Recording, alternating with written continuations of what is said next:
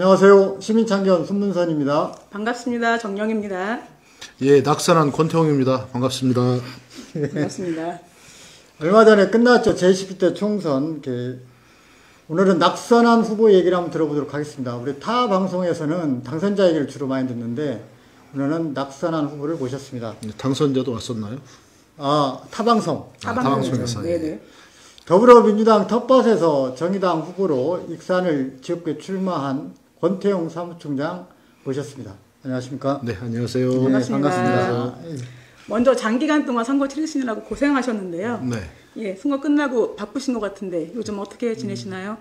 예, 선거 끝나고 더 바쁜 것 같습니다. 네네. 그래서 이제 도와주신 분들 이제 인사드리고 우리 또 시민들께도 낙서 인사 또 드리고 또 이제 당의 사무총장을 맡고 있기 때문에 지금 서울도 왔다 갔다 하고 있습니다.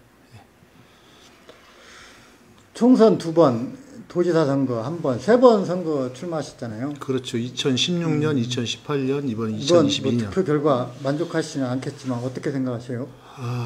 제 얼굴 표정을 보시면 이렇게 만족하는 얼굴은 아닌 것 같고요. 네. 예, 기대보다 훨씬 못 미친 득표 결과가 나온 건 사실이고요. 사실 출구조사 보고 다소 충격을 받은 것도 사실입니다. 근데 선거 구도가 보통 선거의 결과가 구도, 인물, 이슈 이렇게 세 가지를 얘기하잖아요. 근데 이번에는 아마 20대 총선에 이어서 21대 총선에 이르기까지 어떻게 보면 수구 기득권 이렇게 얘기할 수 있을까요? 이제 여기에 대한 어떤 심판 선거가 이어진 선거가 아니었나. 그래서 아마 뭐 뒤에도 여러분을 좀 뵙고 말씀을 들었습니다만은 사실 그런 바람이 굉장히 거셌던 선거. 그래서 아마 그게 하나의 뭐 시대적인 흐름이 아니었나 이렇게 생각이 듭니다. 네. 가족분들과 함께 선거운동 참여하셨잖아요. 예, 네네. 처음으로 다 참여했습니다. 네네, 보기 좋았습니다. 가족분들 반응은 어떤가요? 가족들 반응은 뭐 처음 치러보는 선거고 또 굉장히 많은 분들이 격려를 해주셨기 때문에 선거 결과 발표 직전까지는 굉장히 좋았던 것 같습니다. 네. 많은 시민들이 이런 얘기를 하더라고요. 네. 토론회 보면 말도 잘하고 똑똑한데 정의당 후보라 아쉽다. 네. 차라리 비례대표의 후보로 출마해서는 당선될 텐데 뭐 네. 이런 얘기도 참 많습니다. 네. 뭐 이런 얘기 어떻게 생각하십니까?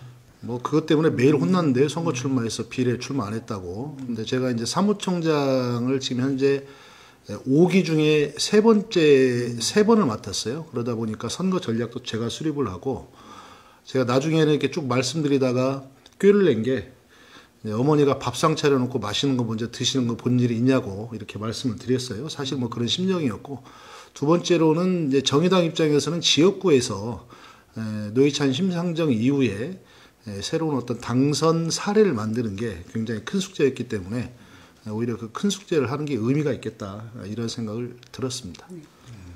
정의당 원래 목표가 원내 교섭단체 진출이었어요. 그렇습니다. 네, 계획은 실패했지만 네. 비례대표 득표에서 제20대 총선보다는 더 나았긴 했는데요. 네. 예, 지역구에서는 심상정 대표만 당선이 됐습니다. 네. 선거 결과 어떻게 보시나요? 교섭단체 달성을 뭐 못했으니까 네네. 실제 이제 목표 달성에 실패한 선거다. 네. 왜 실패했을까? 이제 어떤 구도를 저희가 선택을 한 거죠. 비례연합당에 참여를 할 거냐, 그렇지 않으면 원칙을 고수할 거냐. 사실 원칙을 고수한다고 했을 때 굉장히 고생할 각오를 했지만 그래도 국민들이 좀 지켜주실 거다. 이제 이런 기대도 했습니다만은 생각보다는 워낙 이제 미래통합당이 국민들 입장에서 보면 이건 저 심판 안 하면 안 되겠다. 이제 이런 생각들이 굉장히 강하셨던 것 같고요. 어쨌든 원칙이라는 차원에서 위성정당 또는 비례연합당에 참여하지 않기로 결정했기 때문에 어떻게 보면 이 선거 결과를 뭐 고생스럽지만 받아들이고 지금에서부터 또 고민을 해야 되지 않나 이렇게 생각합니다. 정의당 지지도를 보면 네. 3.9%대에서 9%까지 이렇게 왔다 갔다 많이 했어요. 네. 아마 보신 입장에서 좀 무척 좀 불안했을 텐데요. 네.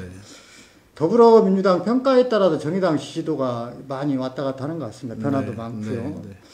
이런 현실은 정의당이 앞으로 발전하기도 좋은 현상은 아닌 것 같아요. 네. 그래서 앞으로 이런 상황을 좀 극복하려면 뭔가 정체성에 대한 변화가 있어야 할 것 같은데 네. 당에서는 뭐 특별히 생각하고 계시는 게 있어요? 지금 이제 계속 평가 작업을 진행 중이고요.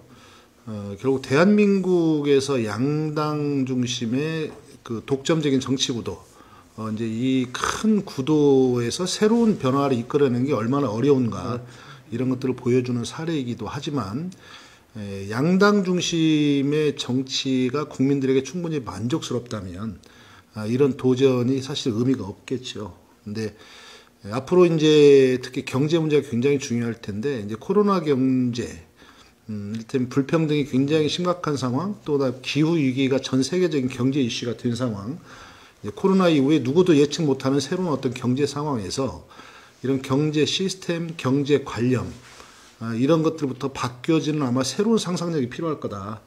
이제 그런 차원에서 이제 정의당의 몫을 다시 한번 찾아야 된다 이렇게 생각하고 있습니다. 정의당 공심위 위원장이셨잖아요. 네. 네네. 여성 정치인들이 비례로 많이 됐어요. 네. 네네. 다른 당과 비교해서 어떤 수준인가요?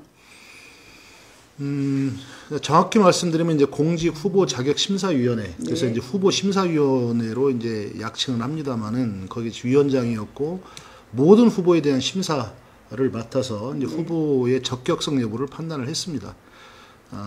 사실 국민의 눈높이에 맞춘 공천을 하는 것이 정당의 가장 주요한 숙제 중에 하나다 이렇게 생각을 하고 거기에 최선을 다해서 했고 특히 이제 비례 후보나 지역구 후보에 있어서도 저희는 이제 당원 당규에 여성 할당 30%가 규정이 있어요. 네. 그래서 모든 후보 중에서 30% 이상 여성이어야 된다 이런 규정도 있고 이번에 이제 청년, 장애인, 농민 이제 이런 분들이 비례해서 특별히 진출하게끔 이런 제도적인 이런 구조도 만들고 하다 보니까 결과적으로 뭐 여성 당선자가 많습니다. 네네. 전라북도에서 여성 의원이 한 명도 없죠.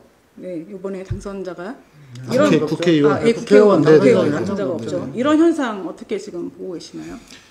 아까도 말씀드렸지만 현재 3당의 어떤 위상, 그 다음에 선거 결과 이제 이런 것들을 내가 굉장히 어려운 네. 이런 상황이다 보니까 특히 이제 뭐 전국적으로 저희가 6명 당선시키지 않았습니까? 네. 이러다 보니까 우리 전라북도에도 좋은 비례 후보들이 여럿 있었습니다만은 당선자 수가 적다 보니까 네. 그 순위 안에 못 들어갔습니다.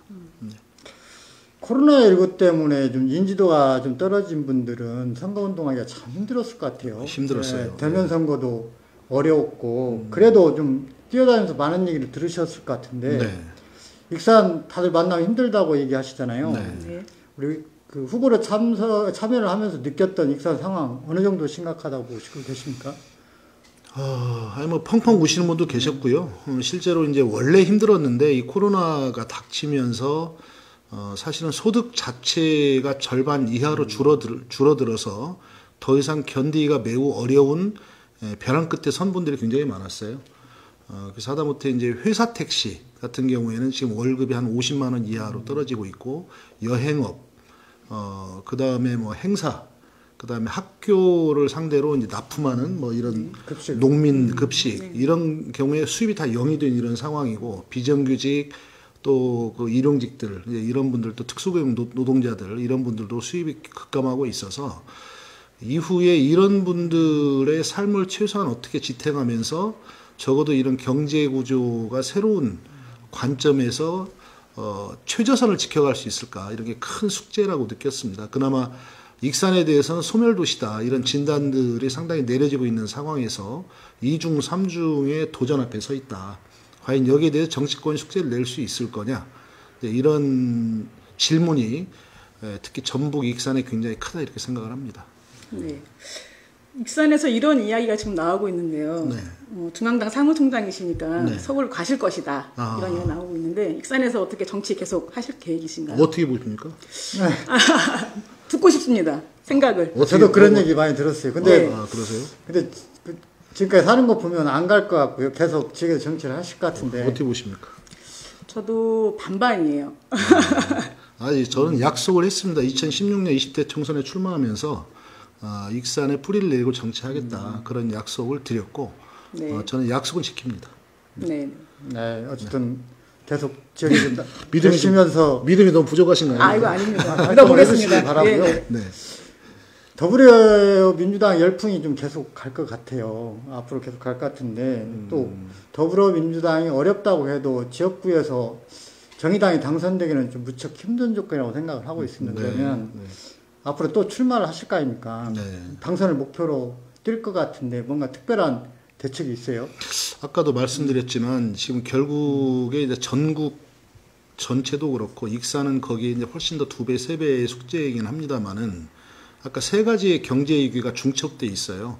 기존의 양극화와 불평등의 심화, 그 다음에 코로나 민생 위기, 세 번째로는 이제 기후 위기에 따른 세계 이제 무역 질서가 개편되고 있기 때문에 이런 데에 대해서 새로운 어떤 경제 시스템이나 새로운 경제 관념 이런 것들을 정치권이 제대로 세우고 실제 그런 시스템을 만들 수 있을 거냐 하는 게 숙제가 될 겁니다.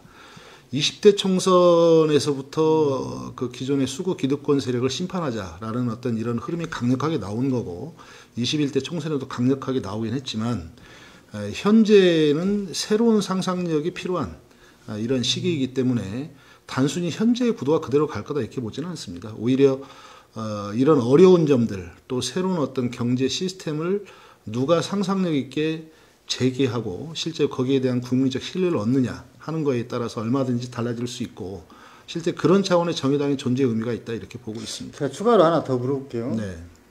어쨌든 당 후보기 때문에요. 네.